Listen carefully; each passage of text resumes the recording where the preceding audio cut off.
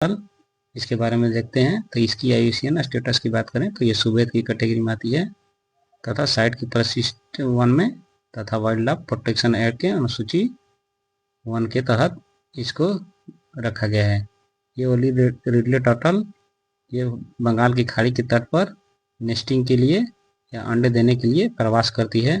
यह मुख्यतः प्रशांत महासागर, अटलांटिक तथा हिंद महासागरों में के गर्म जलों में पाए जाते हैं।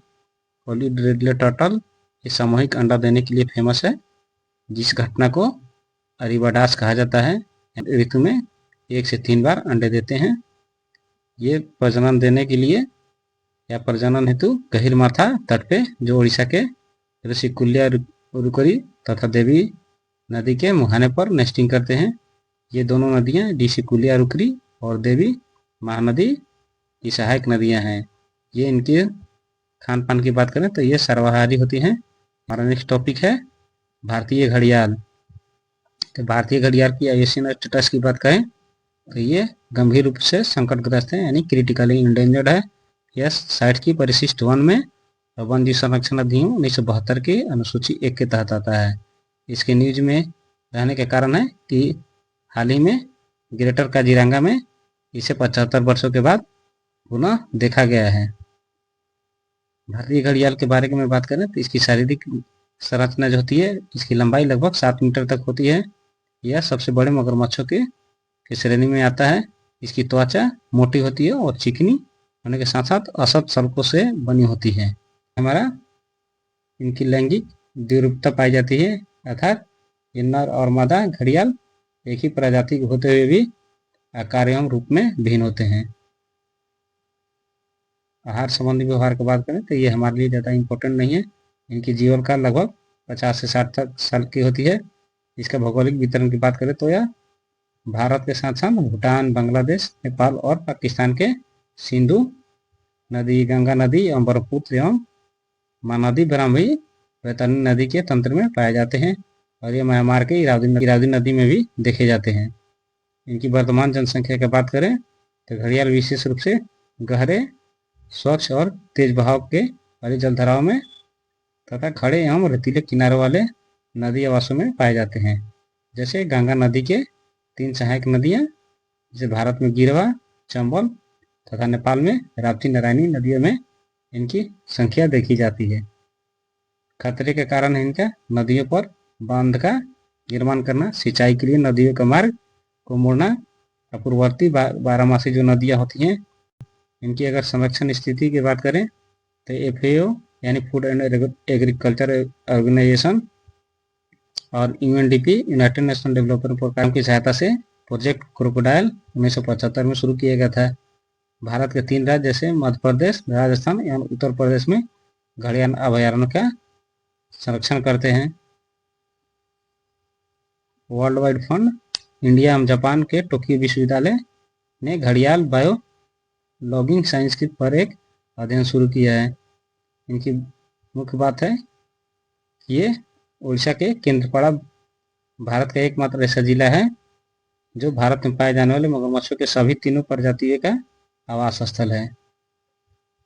भारत में मगरमच्छों की प्रजातियां जो होती है इनके 3 प्रकार हैं, जैसे मगर या दलदली मगरमच्छ के परिवार की बात करें तो इसका आवास मुख्य रूप से भारतीय उपमहाद्वीप तक ही म्यांमार से पहले ही विलुप्त हो चुका है। इसके खतरे का कारण है इसके आवास का विनाश होना, मत्स्य गतिविधियां होना, औषधीय प्रयोजन हेतु मगरमच्छों के अंगों का उपयोग होना है। इसकी IUCN स्टेटस की बात करें तो ये सुबेद की कैटेगरी में आती है और साइट के परिशिष्ट 1 तथा वाइल्ड लाइफ प्रोटेक्शन एक्ट 1972 के अनुसूची 1 में इसे शामिल किया गया है। दूसरा हमारा खारे पानी की मगरमच्छ। नेक्स्ट हमारा खारे पानी का मगरमच्छ। इसका वितरण देखें तो यह पृथ्वी के सबसे बड़ी जीवित मगरमच्छ प्रजाति मानी जाती है। ये वैश्विक रूप से एक नरभक्षी के रूप में कुख्यात है। यह मानवों का शिकार करने के लिए कुख्यात है। परिवार की बात करें तो उड़ीसा के भितरकनिका राष्ट्रीय उद्यान के साथ साथ पश्चिम बंगाल के सुंदरबन और अंडमान निकोबार द्वीप समूह में पाई जाती है। यह दक्षिण पूर्व एशिया के साथ साथ उत्तरी ऑस्ट्रेलिया में भी।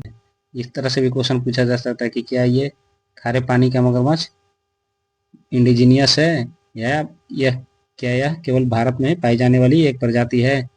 तो इसका आंसर देने के लिए हम लोग रेडी रहेंगे, क्योंकि यह भारत से बाहर दक्षिण पूर्व एशिया के साथ साथ उत्तरी ऑस्ट्रेलिया में भी पाई जाती है।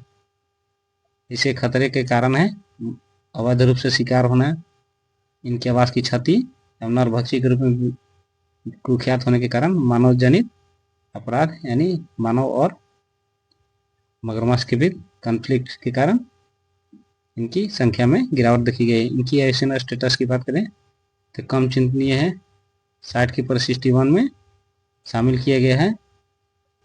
वाइल्ड लाइफ प्रोटेक्शन एक्ट 1972 के तहत अनुसूची 1 में इसे शामिल किया गया है। नेक्स्ट हमारा सुमात्रा और भूटान।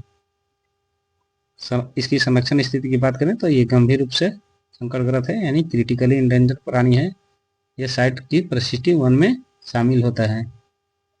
इंडोनेशिया ओरंगुटान इसलिए फेमस है कि ये अपने किसी भी घाव को सेल्फ हीलिंग या खुद के उपचार के लिए दवाओं का, अपने औषधियों का खुद प्रयोग करने के लिए जाना जाता है।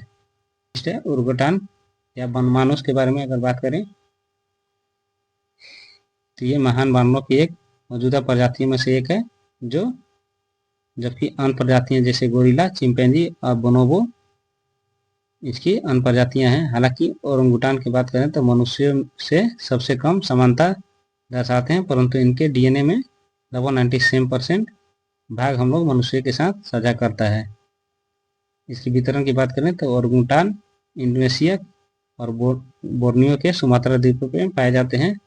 जो ओरंगुटान के अगर प्रकार की बात करें तो ये 3 प्रकार के होते हैं।